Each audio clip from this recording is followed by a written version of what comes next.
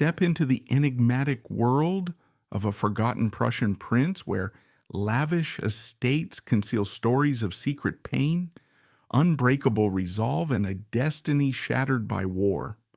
Prince Waldemar of Prussia, an elusive member of the Hohenzollern dynasty, navigated a life of royal privilege shadowed by the royal disease, a relentless condition that made every day a fight for survival. From tranquil coastal villas echoing family whispers to imposing Gothic castles defying the storms of history, his homes were far more than symbols of wealth. They were his vital shields, crafted to combat betrayal from within and chaos from without. What mysteries lie within these hidden fortresses? Tales of midnight rituals, a bold defiance against Nazi tyranny, and a harrowing escape that ended in heartbreak await. Why did this mysterious prince build such vulnerable strongholds, and what led to their ultimate downfall? Uncover the intimate truths behind a legacy of splendor and sorrow that challenges our view of fame and fragility. Hit play to journey through forgotten halls and wartime shadows. Subscribe now for more captivating royal enigmas that time almost erased. Birth and early family life, foundations of legacy and vulnerability, 1889 to 1894. On a fresh spring morning in 1889, the salty wind from the Baltic Sea swept through the lively streets of Kiel, a key naval center in Schleswig-Holstein, Germany. This was the setting for the birth of Prince Waldemar Wilhelm Ludwig Friedrich Victor Heinrich on March 20th, a long formal name that captured the weight of his royal lineage. Yet, among his loved ones, he went by the cozy nickname Toddy, a simple term that revealed the kind-hearted boy he would become. Waldemar was born into the renowned House of Hohenzollern, the family that had long governed Prussia and helped build the mighty German Empire. His family's home, a straightforward house close to the busy harbor, buzzed with the sounds of shipbuilding, hammers ringing on metal, and seagulls calling overhead. From the start, this environment blended the excitement of adventure with the quiet threats that would define his path. Waldemar was the oldest child of Prince Henry of Prussia and Princess Irene of Hesse, and by Rhine, placing him right in the heart of Europe's royal web. His father, Prince Henry, served as the younger sibling to Kaiser Wilhelm II, the energetic emperor of Germany famous for his bold style and strong opinions. Henry, in contrast, was a reliable and focused naval leader who spent much time at sea or directing ships from Kiel's ports. He embodied the disciplined spirit of Prussian military life, always working to strengthen the Navy's role in the empire. This deep connection to the sea would quietly influence Waldemar, inspiring him to envision wide-open possibilities, even when his own body held him back. From his mother, Princess Irene, came another layer of heritage, one filled with both glory and grief. As a granddaughter of Queen Victoria, the powerful British queen whose influence reached across European kingdoms, Irene linked Waldemar to a vast network of royal relatives. However, this bloodline carried a hidden risk, hemophilia B, known as the royal disease. This uncommon inherited disorder stops blood from clotting normally, so even a minor scrape or fall could cause severe internal bleeding and become deadly. It had already caused tragedy in the family. Irene's brother, Prince Friedrich, passed away as a child because of it, and the fear lingered over her own sons like an unspoken worry. Waldemar displayed early symptoms, although specific stories from his infancy are scarce in the old records. Handed-down family tales describe Irene as a devoted and alert mother, constantly on guard, her concern deepened by memories of lost loved ones. She understood the pain all too well, having seen it affect others such as her nephew Tsarevich Alexei of Russia, whose delicate condition turned into a heartbreaking chapter in royal history and highlighted how even the mightiest families could be fragile. For young Waldemar, hemophilia went beyond bodily pain. It molded his view of life from his very first days. It guided him toward calm, secure environments, private places where being alone meant fewer risks, and comfort could soften the impact of his illness. In the years before finding a stable home, the family shifted between different spots in Prussia. These were not fancy castles, but everyday apartments in Kiel, chosen for their closeness to Henry's naval jobs. The rooms were comfortable and useful, with views of the shipyards, where workers built massive vessels day after day. The air carried the fresh scent of the sea, mixed with the steady beat of construction, creating a sense of routine far removed from the flashy royal gatherings in distant Berlin. As a small boy, Waldemar's true nature started to emerge, making him stand out in his famous family. While his uncle the Kaiser loved attention and grand displays, Toddy preferred peace and deep thinking.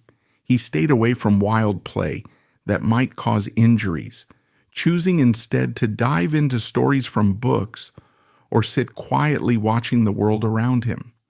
These habits would later lead him to enjoy overseeing calm country properties, rather than getting caught up in the busy, unpredictable life of court intrigue. At home, his parents' relationship offered a reliable comfort zone, a blend of royal responsibility and true caring that made their household feel safe and loving.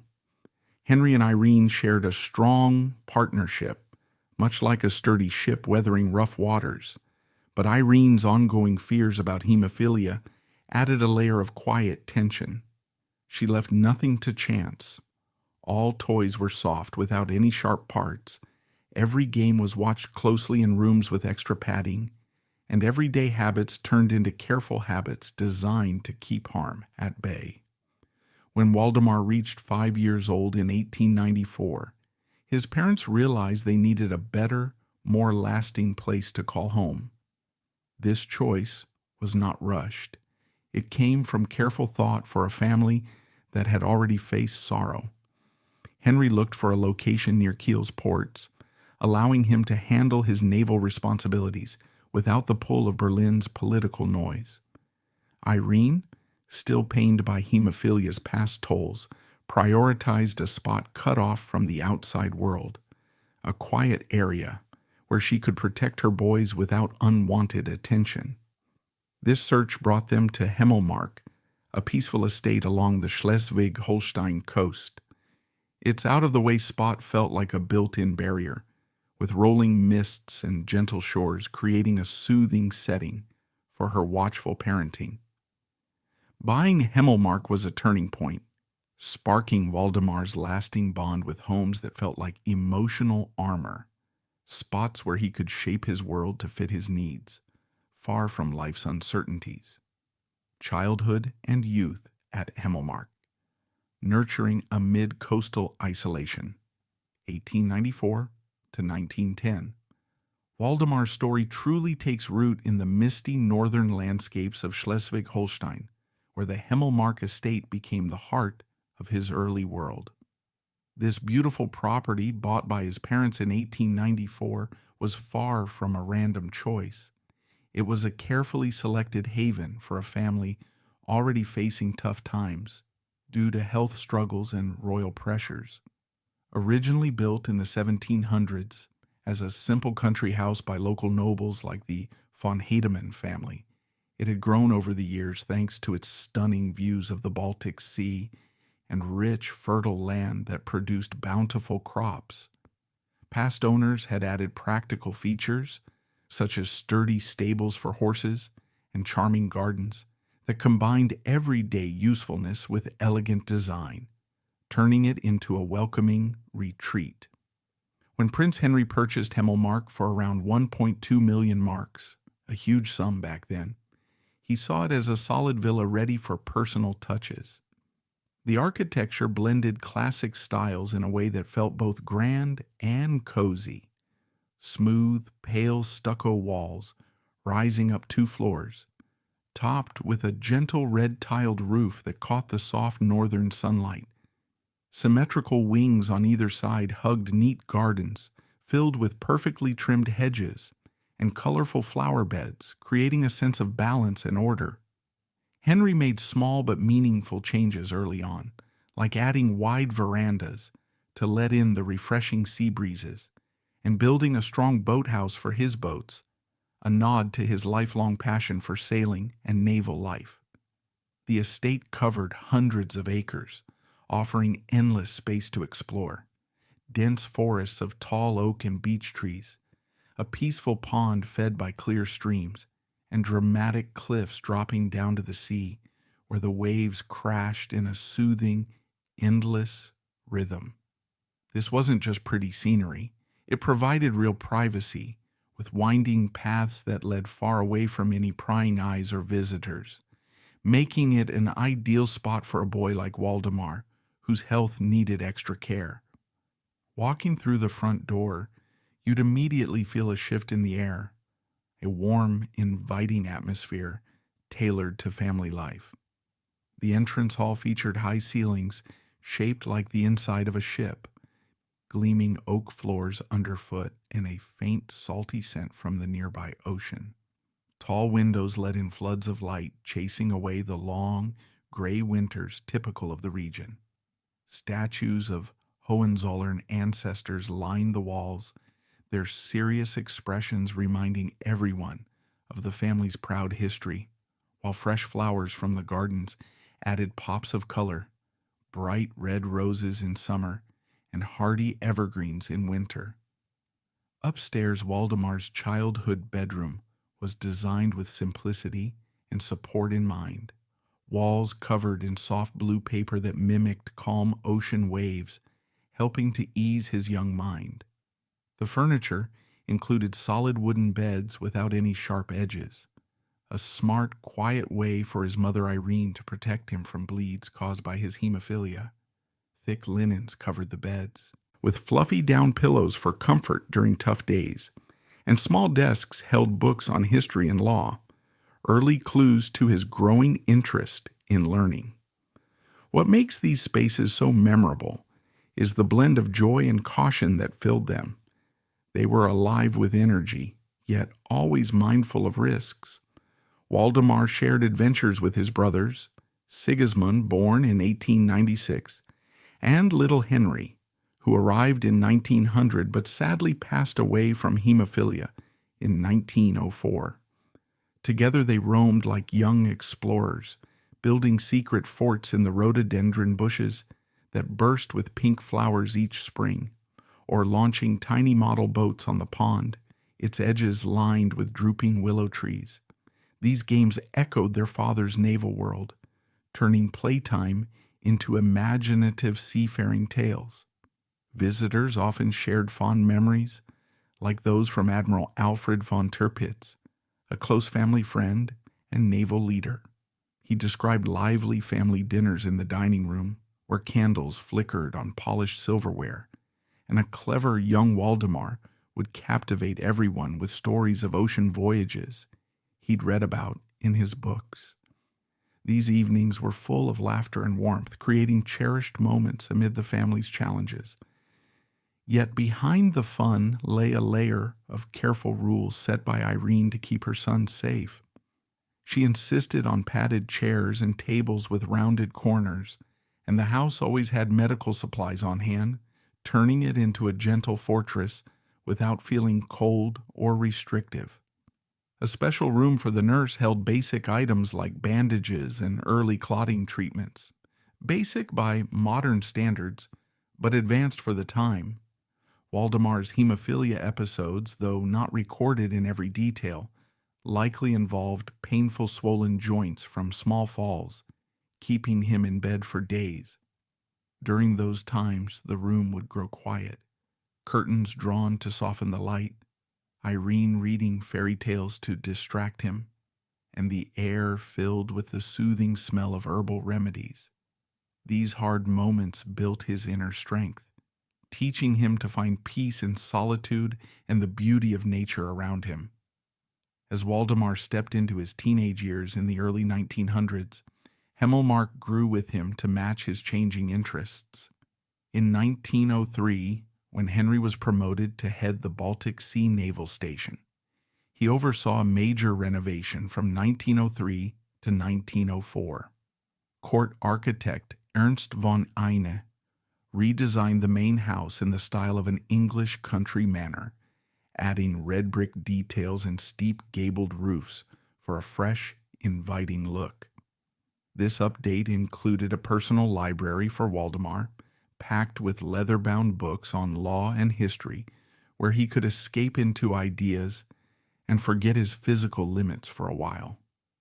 The estate's chapel, built in a Byzantine style with 23 beautiful stained glass windows by the Linnemann brothers showing scenes from the Bible, became a spot for quiet thinking, its arched ceilings carrying the soft echoes of prayers. Waldemar developed personal habits here, like early morning walks along the windy cliffs where he'd sketch the rolling waves below, drawings now lost but symbols of his unspoken feelings and need for calm amid his body's unpredictability. One charming story from this time captures the family spirit. During a 1905 visit from relatives, including cousins from Hesse, Waldemar set up a mock naval battle on the pond at night, complete with floating lanterns and bursts of laughter. The fun hid his tiredness from a recent bleed, a swollen knee from a minor mishap. Most guests didn't notice how he'd slip away afterward to his study, a cozy room with comfortable armchairs, a crackling fireplace and shelves of books, where he'd bury himself in legal texts, seeking a sense of control in a world where his health often felt chaotic. Education, naval service, and early adulthood, balancing obligation and limitation, 1910 to 1918. As Waldemar entered his 20s in the dynamic decade of the 1910s, his path to becoming a full-grown man intertwined his formal education, emerging professional interests, and the constant presence of his family estates alongside the challenges of hemophilia. He dedicated himself to studying law, enrolling at well-regarded universities, most probably in Kiel, close to home, or the bustling capital of Berlin. This field was a natural fit for him, equipping him with the knowledge to navigate complex legal issues, much like the thoughtful and detail-oriented boy he'd been during his childhood. At Himmelmark, where he'd already demonstrated a sharp mind through quiet reading and reflection. In keeping with the long-standing customs of the Hohenzollern family, where military service was almost a rite of passage for the men, Waldemar enlisted in the Imperial German Navy during his late teenage years. It was a proud tradition, one that connected him to his father's naval legacy and his uncle's imperial ambitions. Yet, hemophilia drew firm lines around what he could do.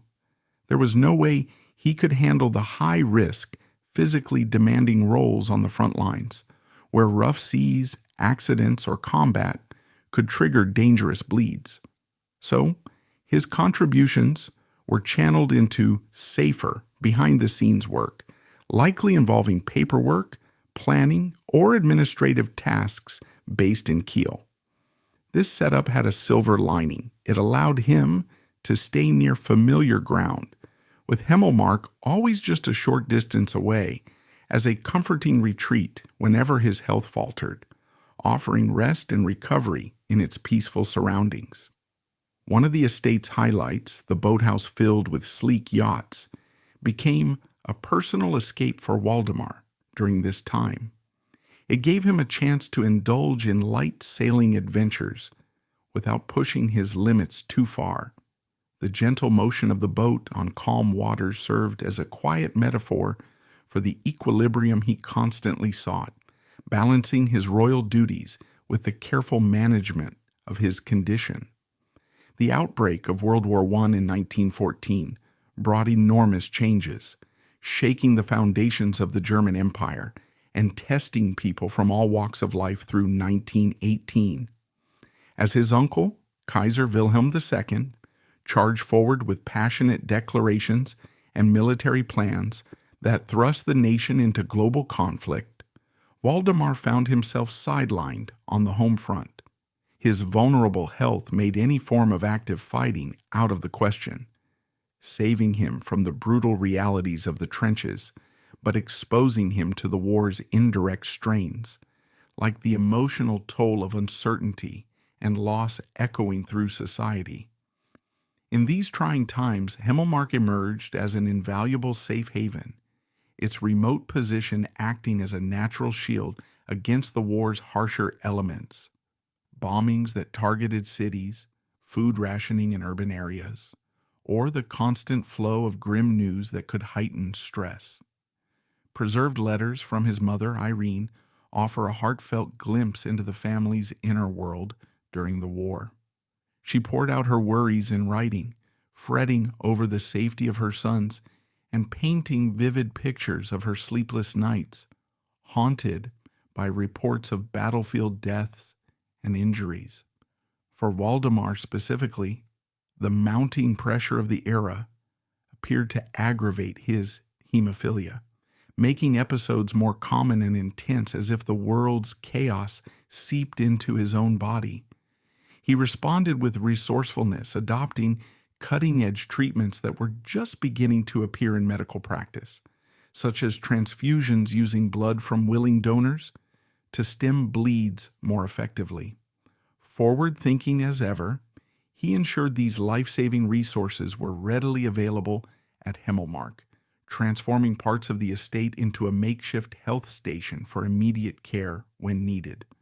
Anecdotes from the loyal staff at Himmelmark highlight Waldemar's extraordinary composure in the face of adversity. Take one poignant example from 1916. During a particularly severe bleeding episode that left him bedridden and in obvious agony, he refused to give in completely. Instead, he calmly dictated legal documents and notes from his sickbed, his voice remaining even and resolute as though he was determined not to let physical suffering derail his mental sharpness. These kinds of stories reveal a core of quiet determination, showing how he turned moments of weakness into opportunities for focus and achievement. Marriage and Weimar years at Himmelmark, building a partnership in tranquility, 1919 to 1929. As Waldemar moved into the next chapter of his life following the tumultuous end of World War I, the Himmelmark estate continued to evolve right alongside him, serving as the perfect backdrop for some of his most significant personal milestones.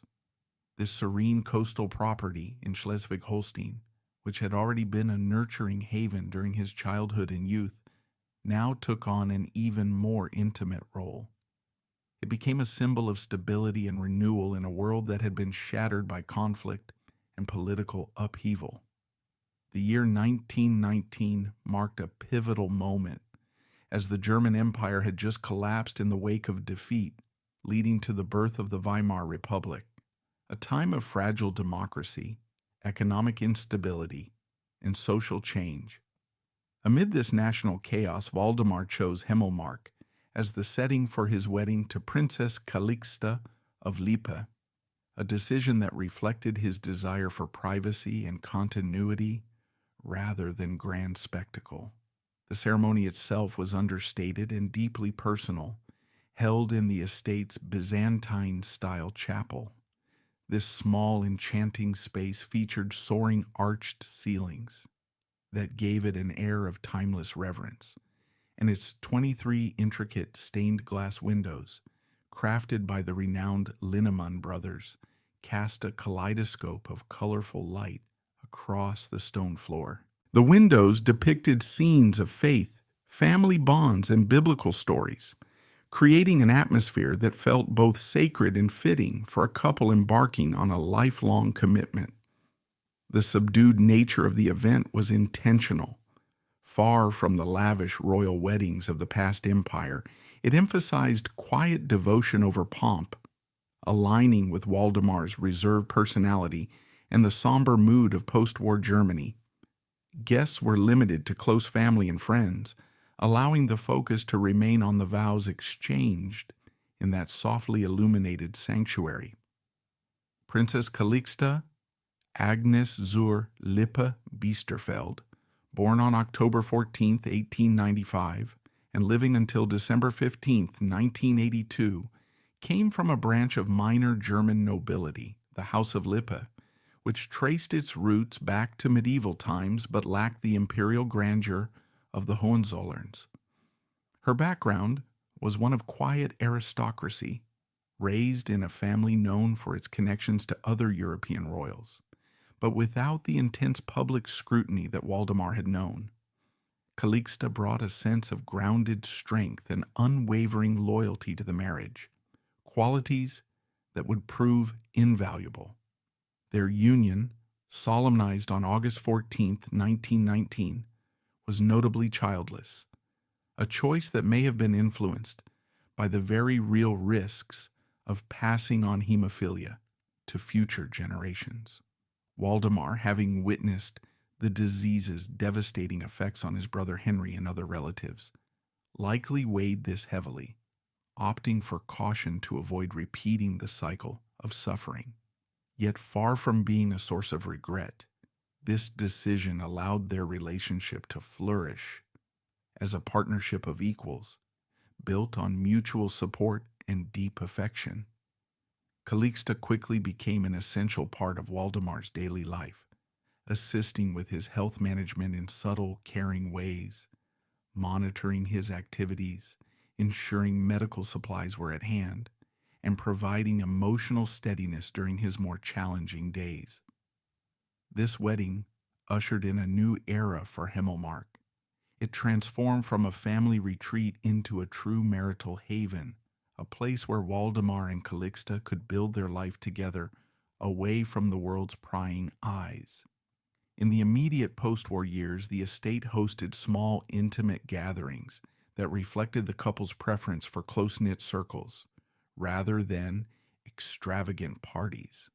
These events were a gentle way to reconnect with friends and relatives scattered by the war, offering moments of normalcy in a nation grappling with hyperinflation, political unrest, and the scars of defeat.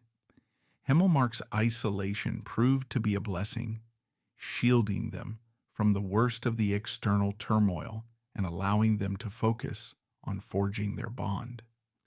The 1920s at Himmelmark unfolded as a period of relative peace and tranquility for the couple, even as Germany as a whole faced severe economic hardships. The Weimar Republic's early years were marked by skyrocketing inflation.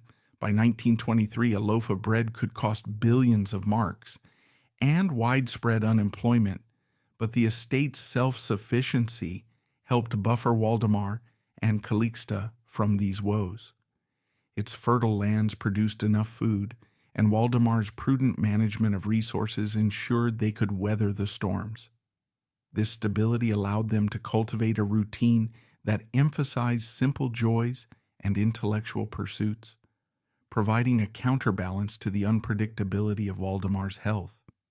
Friends and acquaintances often spoke in hushed, admiring tones about the couple's daily rituals, which became the heartbeat of their life at Himmelmark.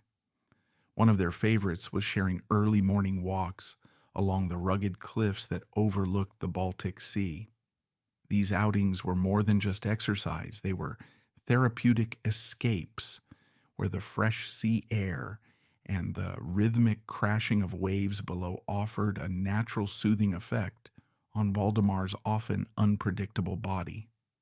The bluffs, with their wild windswept grasses and dramatic drops to the water, provided breathtaking views, endless horizons stretching out, seabirds circling overhead in graceful patterns, evoking a sense of freedom and possibility.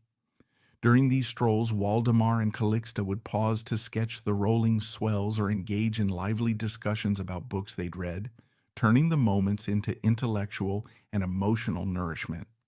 Waldemar, ever the thinker, would carry a small notebook jotting down ideas about estate management or legal questions that intrigued him. His mind remained sharp and active, undimmed by the physical demands his condition sometimes imposed, making these walks a testament to his resilience. A particularly memorable anecdote from the 1920s captures the playful side of their life at Himmelmark, even amid challenges. During a visit from relatives, including some exiled Hohenzollern cousins adjusting to life after the monarchy's fall, Waldemar organized a whimsical midnight regatta on the estate's pond. Under the starlit sky, lanterns bobbed on the water's surface, casting flickering reflections as tiny boats raced across the still surface, accompanied by bursts of laughter from the group. The event was a hit, filled with glee and light-hearted competition, but it cleverly masked Waldemar's fatigue from a recent hemophilia episode, a joint bleed that left him with a noticeable limp. Most guests were too caught up in the fun to notice how he'd quietly slip away afterward, retreating to his study for rest. This room was a haven of comfort, softened armchairs inviting relaxation, a massive oak desk piled high with papers and books, and a fireplace crackling with warmth against the evening chill.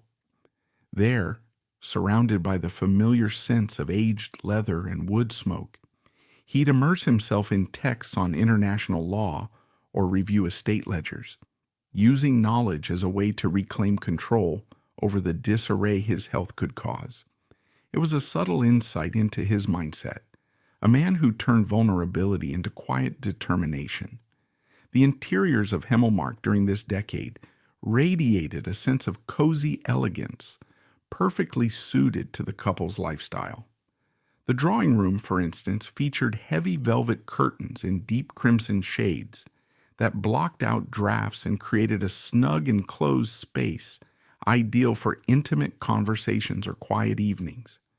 Fireplaces throughout the house were mantled with family portraits, their flames casting golden glows on the polished wood paneling, adding a layer of warmth that went beyond the physical.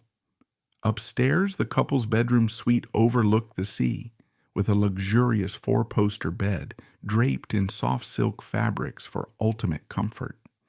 Adjacent was a private sitting area where Calixta would often read aloud to Waldemar during his recovery periods, her voice a soothing companion in times of discomfort. Medical advancements of the era were incorporated thoughtfully and discreetly into their daily life at Himmelmark. The 1920s saw improvements in transfusion techniques, allowing for better management of hemophilia bleeds through donated blood.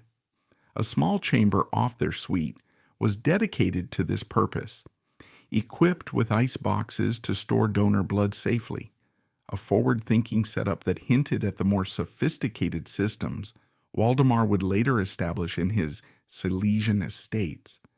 This integration showed how the couple adapted their home to support Waldemar's needs, without letting it overshadow their happiness.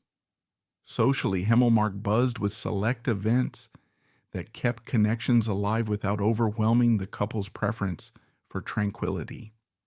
They hosted dinners for old naval veterans, where stories of sea adventures filled the air, or family reunions that brought scattered relatives together.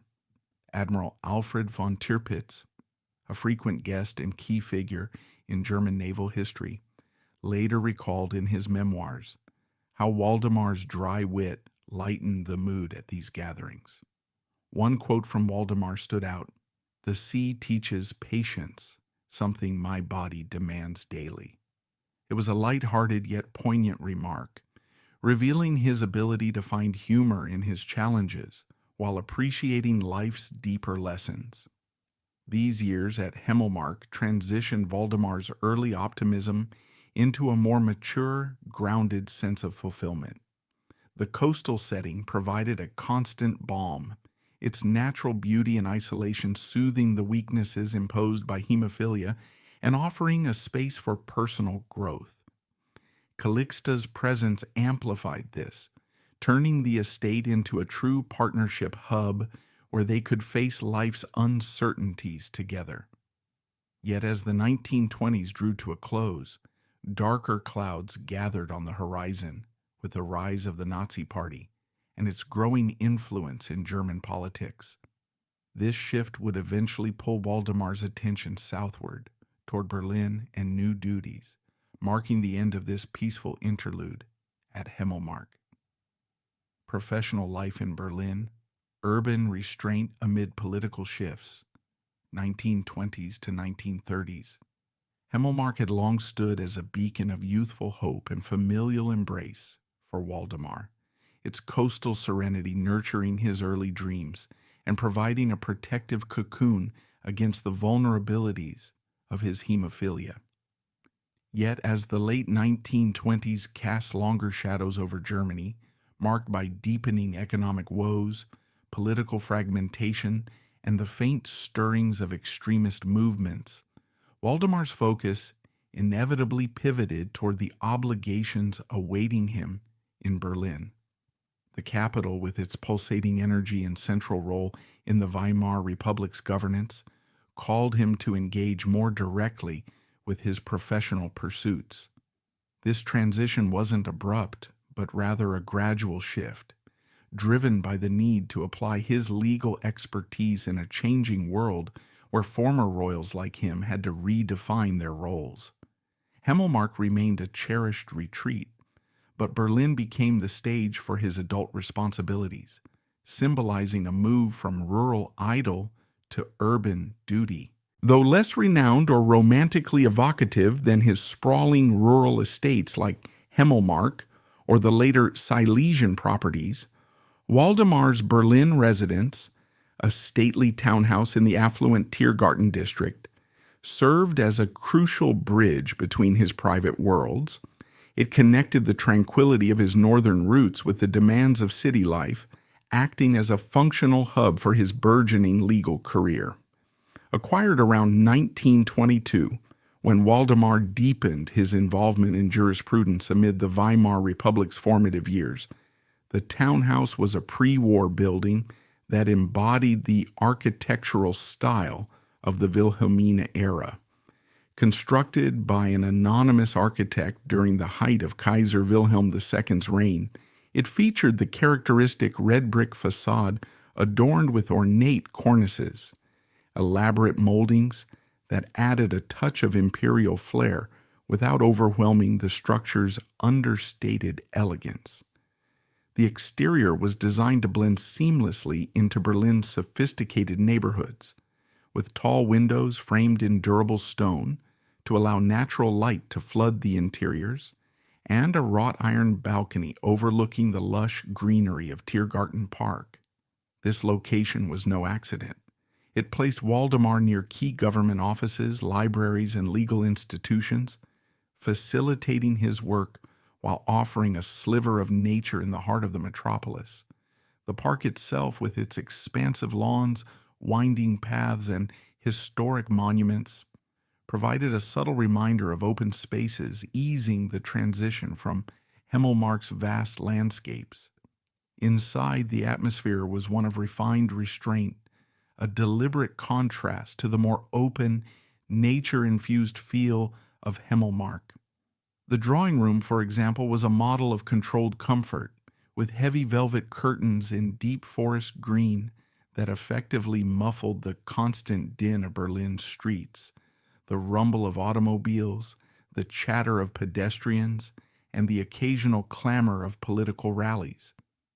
These curtains not only blocked noise but also created a cocoon-like space where conversations could unfold in privacy. Waldemar personalized the home with thoughtful additions that reflected his intellectual and sentimental sides. He installed custom bookshelves lining the walls, filled with volumes on international law, their spines worn from frequent use, bearing titles on treaties, diplomacy, and post-war reconstructions that spoke to his analytical mind. Another touch was a small conservatory, a glass-enclosed extension heated by steam pipes, where potted palms rustled gently in the artificial warmth, evoking the lush gardens of Himmelmark and bringing a piece of his coastal haven into the urban setting. The tropical plants, with their broad leaves and subtle sway, added a living, breathing element to the otherwise structured environment, reminding him of nature's rhythm amid the city's pace. This townhouse was inextricably tied to Waldemar's professional phase, functioning as a sort of war room where he navigated the complexities of Weimar Republic politics. As a trained jurist, he took on administrative roles that suited his expertise and limitations, advising on property laws, family estates, and perhaps even discrete Hohenzollern family matters in the wake of the monarchy's abolition. His hemophilia naturally curbed the intensity of his work. High-stakes court appearances or travel-heavy positions were out of reach, as they risked triggering bleeds from stress or minor accidents. Instead, he focused on behind-the-scenes counsel, where his sharp intellect could shine without physical demands. The home hosted discreet meetings with fellow Hohenzollerns, perhaps exiled relatives seeking legal guidance, or colleagues from legal circles, turning the drawing room into a space for strategic discussions on everything from land reforms to international agreements. Intimate tales from this period offer a glimpse into the personal toll of his dual life as a professional and a man living with chronic illness. Calixta, in a rare interview published in a 1950s family memoir, recalled poignant moments that humanized Waldemar's resilience. She described how, during painful bleeds, he would pace the creaking parquet floors of the study or hallway, the wood groaning under his measured steps as he fought to maintain composure. To distract from the agony, he'd dictate letters or notes, perhaps on legal cases or estate matters, his voice remaining steady and resolute despite the internal storm. He turned agony into action, Calixta said, her words capturing the essence of his character, a quiet defiance that refused to let hemophilia define him completely. These episodes weren't rare, but Waldemar's ability to channel them into productivity highlighted his mental fortitude, a trait honed from years of similar struggles. The layout of the townhouse supported this blend of work and recovery seamlessly. The study, for instance, was a cornerstone of his daily routine, a room dominated by a massive mahogany desk piled high with documents, folders, and correspondence. Walls were lined with maps of Europe, their lines tracing the redrawn boundaries of the post-war world, reflecting Waldemar's fascination with the Treaty of Versailles and its implications for borders, trade, and family holdings. This space wasn't just an office. It was a command center where he could immerse himself in analysis, the detailed cartography serving as a visual anchor for his thoughts on international law and stability in a fractured continent. During the hyperinflation crisis of 1923, when the Weimar economy spiraled into absurdity, with wheelbarrows of cash needed for basic goods, the Berlin townhouse became a vital refuge. While urban dwellers scrambled for food amid skyrocketing prices, Waldemar's foresight and connections to Himmelmark ensured survival. The pantry was stocked with produce shipped from the northern estate, fresh vegetables, preserved fruits, and grains that provided sustenance when markets failed. This practical link between his rural and urban worlds underscored the townhouse's role as a bridge, blending the self-sufficiency of country life with the necessities of city existence. Staff anecdotes from these years evoke a sense of domestic warmth amid external chaos. Quiet evenings in the library under lamplight, where Waldemar would read aloud from legal journals or newspapers, Calixta knitting nearby in a comfortable armchair. The air would be scented with pipe tobacco, Waldemar's occasional indulgence, and herbal teas brewed for his health, their soothing aromas creating a bubble of calm in a city teeming with unrest. As the 1930s dawned, the rise of the Nazi Party transformed Berlin's vibrancy into something more ominous. What had been a hub of cultural innovation, jazz clubs, avant-garde art, and intellectual debates began to darken under the shadow of Adolf Hitler's rhetoric, with swastika flags appearing on buildings and street marches growing more frequent. Waldemar, with his principled disapproval of the regime's authoritarian leanings and anti-Semitic policies, kept a low profile to avoid drawing attention. He wasn't an outspoken dissident. That would have been too risky for a former royal with health vulnerabilities. But he engaged in subtle acts of resistance, perhaps aiding friends or acquaintances threatened by the new order through quiet legal advice or discreet support. His Hohenzollern heritage made him a potential target for Nazi propaganda or suspicion, so he navigated carefully, using the townhouse as a neutral ground for trusted conversations. Hemophilia management also evolved during this urban phase, adapting to the decade's medical progress and Waldemar's needs. Transfusions, arranged with discreet doctors who made house calls to avoid public clinics, became more routine, with blood stored in cooled cabinets in a dedicated room, rudimentary refrigerators that kept supplies viable.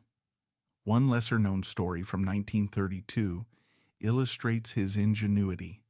During a particularly acute episode, Waldemar self-administered a transfusion using specialized medical tools he had received as part of his 1912 honor, the Grand Cordon of the Order of the Chrysanthemum from Japan.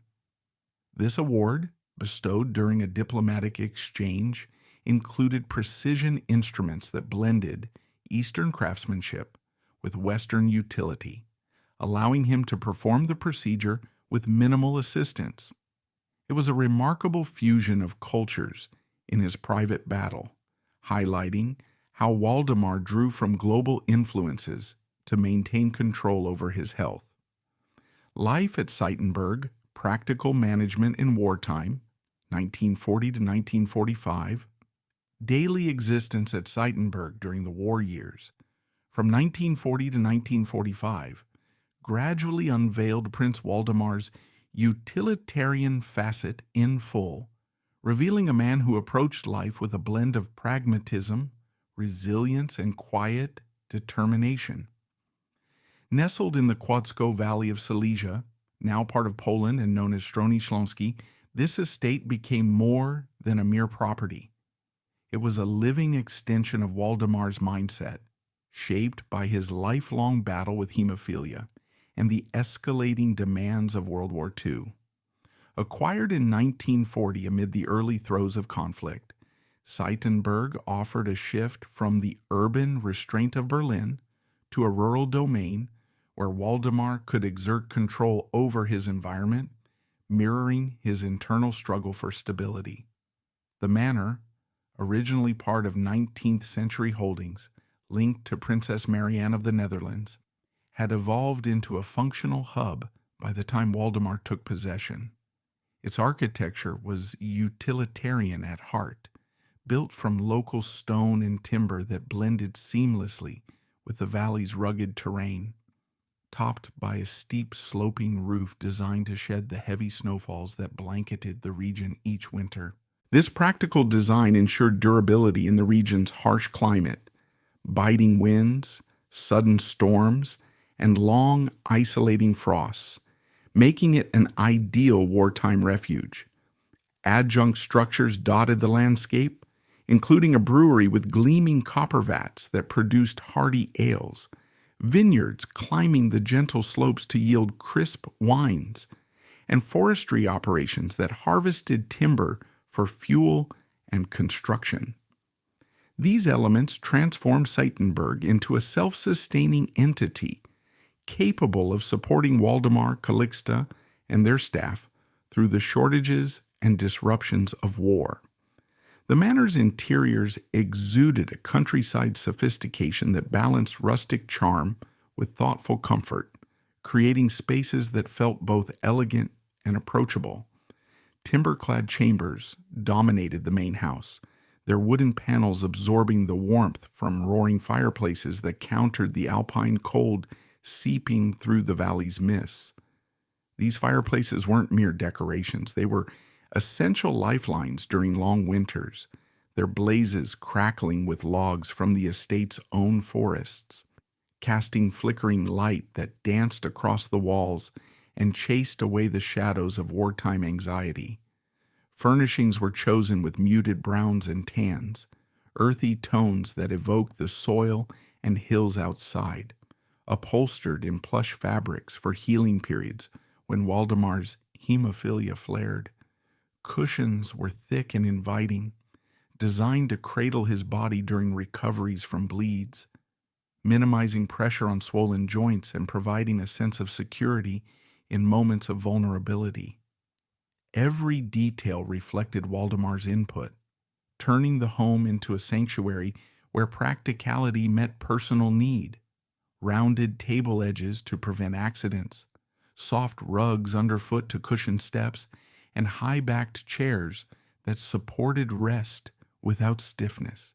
His most pioneering contribution was the establishment of a small blood laboratory, a concealed wow element that remained largely unknown to outsiders, but represented a groundbreaking advancement in personal health management.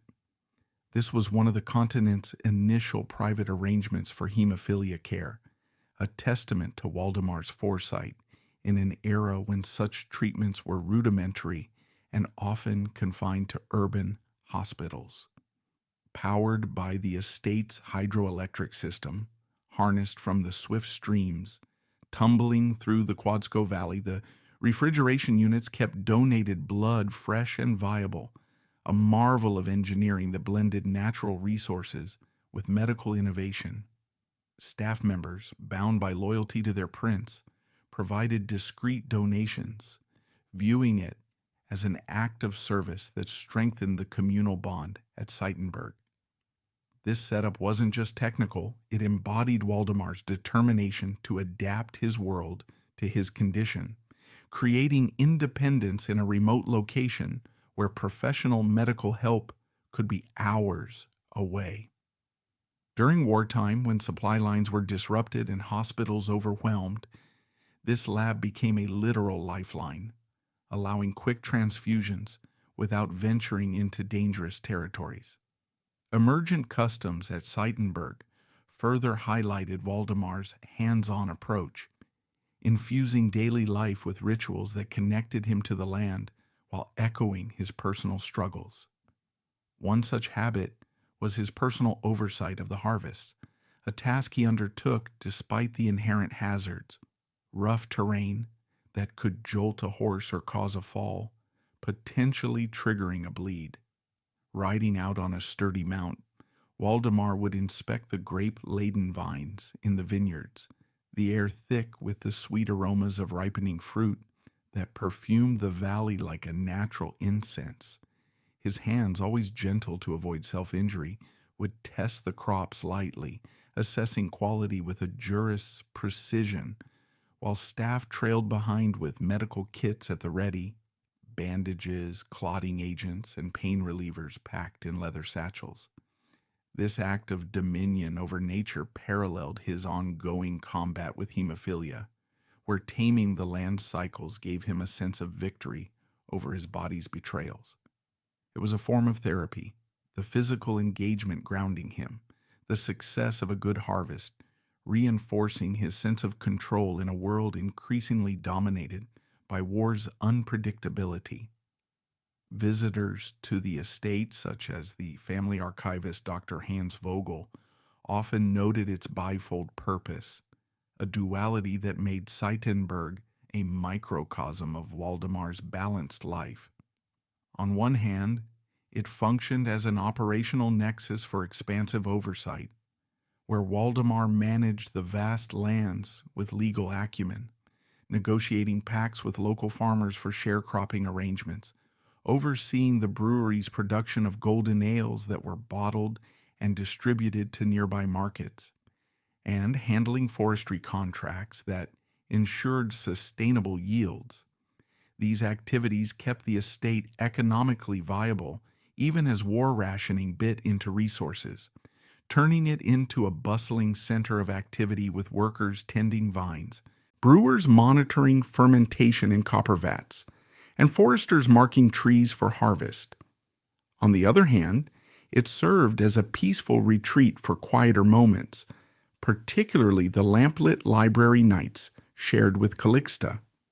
The library's shelves were heavy with volumes on farming techniques, historical chronicles of Silesia, and legal treatises, their pages yellowed with age and emitting the comforting odors of aged folios mixed with ember smoke from the nearby hearth. These evenings were intimate respites, where the couple could read together or discuss the day's events, the room's warmth enveloping them like a protective cloak against the outside world's chill. The landscape's essence was perhaps Seitenberg's greatest gift, its valley undulation speckled with orchards that transformed with the seasons. In autumn, sunlight filtered through foliage in amber shades, creating soothing, dappled patterns on the ground that Waldemar found profoundly calming. A visual meditation that eased the mental strains of his condition and the war. The manor itself, built from regional materials like sturdy stone quarried from nearby hills and timber felled from local woods, featured a precipitous roof that sloped sharply to prevent snow buildup, ensuring the structure remained habitable through harsh winters. The brewery, with its shining copper vats reflecting the flicker of lanterns, produced vintages that graced the table, robust ales with hints of local hops, and the sloping vineyards yielded table wines, their grapes nurtured by the valley's microclimate, to produce crisp, fruity notes perfect for evening meals. Waldemar's updates to the estate were subtle yet impactful, enhancing its wartime utility without compromising its character. He installed telephoned offices for maintaining links to the capital, allowing him to handle legal matters or receive updates from Berlin without travel, the lines crackling with distant voices amid the quiet hills. Guest rooms were kept simple, furnished with metal bed frames for durability and wool covers for warmth, accommodating occasional visitors like Vogel or displaced relatives seeking refuge. These additions made Seitenberg a versatile space, adaptable to the demands of war while preserving its core as a personal retreat. War offered a bomb shelter of sorts, the valley's natural folds protecting it from aerial raids that devastated cities, but pressures built relentlessly, fuel shortages forcing reliance on wood, labor drafts thinning the workforce, and the constant undercurrent of fear as Allied advances loomed. Waldemar's resistance added profound layers to the estate's story. By sheltering Vogel and his family, he defied the regime's horrors in a quiet way. Diary entries from Vogel capture these tensions, nocturnal dialogues in the study where flickering candlelight cast eerie shadows on the walls as Waldemar cited statutes and legal precedents against Nazi edicts, his voice firm in defense of humanity. These midnight talks, blending urgency with intellectual rigor, turned the room into a beacon of moral resistance, where law became a weapon against tyranny. The final flight and tragic end, escape and loss in chaos, April-May 1945. In the spring of 1945, as the Second World War hurtled toward its cataclysmic conclusion, Prince Waldemar of Prussia faced the most soul-stirring turn in his already tumultuous life. The once mighty Third Reich was crumbling under the dual onslaught of the advancing Red Army from the east and Allied forces from the west. Cities lay in ruins, millions were displaced, and the air was thick with the smoke of destruction and the cries of the desperate. For Waldemar, whose world had long been defined by the fragile sanctuaries of his estates, this chaos forced a desperate exodus from Castle Cayman's, the neo-Gothic masterpiece that had become his final stronghold in Silesia. What began as a calculated retreat southward to Tutzing in Bavaria ended in unimaginable tragedy, a sequence of events that encapsulated the brutal irony of his existence, a man of privilege whose carefully constructed havens could not withstand the relentless tide of history. The decision to flee Cayman's was not made lightly. By April 1945, the Red Army's thunderous advance was unmistakable. Reports filtered through the estate's telephone lines and radio broadcasts, painting a grim picture. Soviet troops, fueled by years of brutal warfare and vengeance for Nazi atrocities, were closing in on Silesia with ferocious speed. Villages burned, refugees streamed westward in endless columns, and the air raids that had spared much of rural Silesia now intensified as the front lines shifted. Waldemar, at 56 years old and weakened by his hemophilia, knew that staying meant certain peril, not just from the invading forces, but from the potential for injury in the panic of evacuation. Castle Cayman's, with its towering 33-meter turrets and defensive walls evoking medieval might, had served as a bulwark against the war's turmoil for 5 years. Its grand hall, once echoing with the footsteps of guests admiring Hohenzollern tapestries, now housed archived treasures and whispered fears.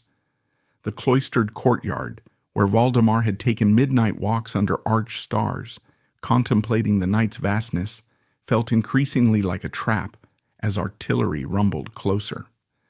Alongside his devoted wife, Princess Calixta, Waldemar made the heart-wrenching choice to abandon their Silesian refuges, including the practical haven of Seitenberg nearby.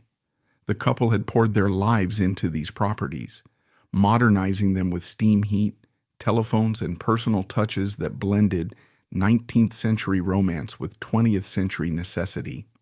But as the Red Army neared, the towers of Cayman's dwindled in the rear-view mirror of their vehicle, a modest car loaded with essentials, navigating roads jammed with refugees.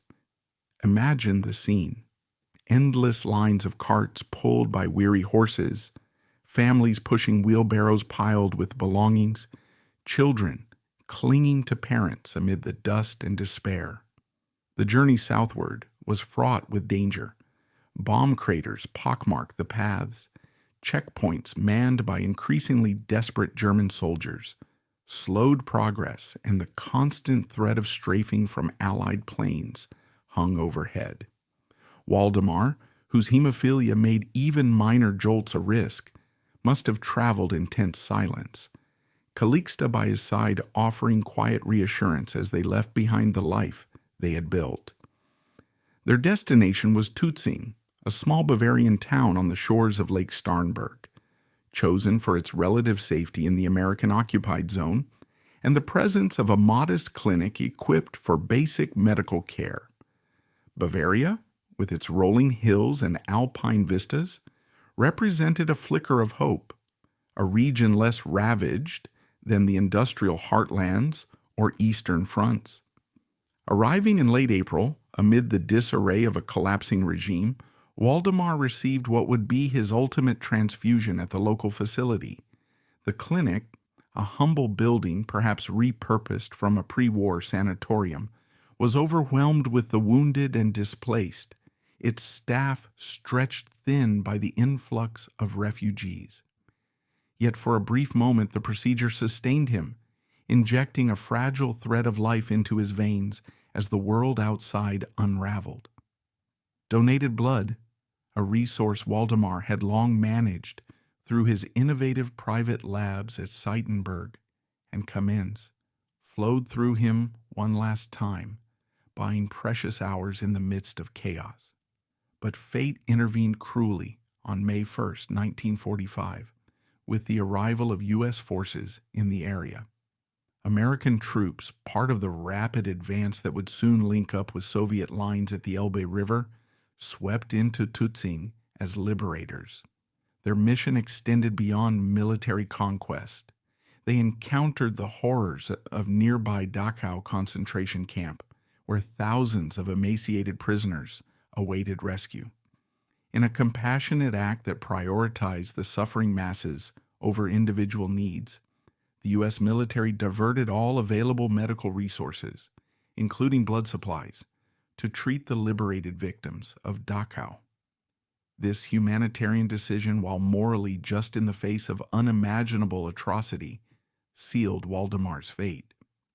Deprived of further transfusions, his body, already weakened by the stresses of flight and his chronic condition, succumbed to an uncontrollable internal bleed on May 2nd, 1945.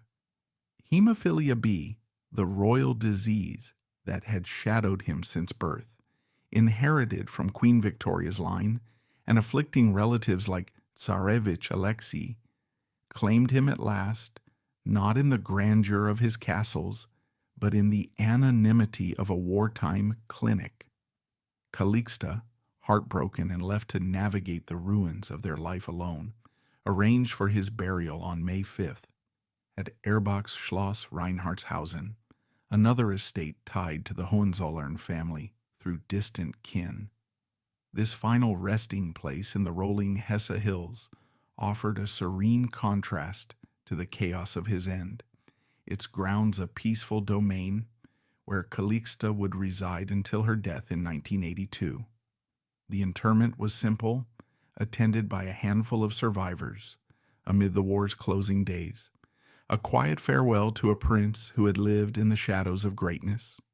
Contemplating these locales, Hemmelmark's coastal idyll, Berlin's urban cocoon, Seitenberg's rural pragmatism, and Kamenz's Gothic splendor, unveils far more than bricks, stone, and beauty.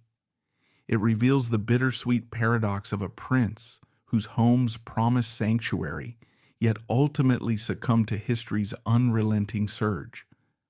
Waldemar's estates were not mere possessions. They were extensions of his soul, meticulously crafted to provide belonging in a world that continually bled him dry, both literally and figuratively. They disclose a man yearning for affiliation and normalcy in a realm defined by privilege-pain paradoxes, where splendor often veiled the delicate fragility beneath. Picture the waning light in Kamenz's grand hall, its crystal chandeliers dimming as the sun sets on a war-torn sky, the towering turrets etched like dark silhouettes against the ravaged heavens, a mute ode to vanished heritages and dreams deferred. What insight does this offer? That even within the sturdiest barriers of stone and legacy, the human core remains exposed and vulnerable, forever yearning for a tranquility that no stronghold can fully assure.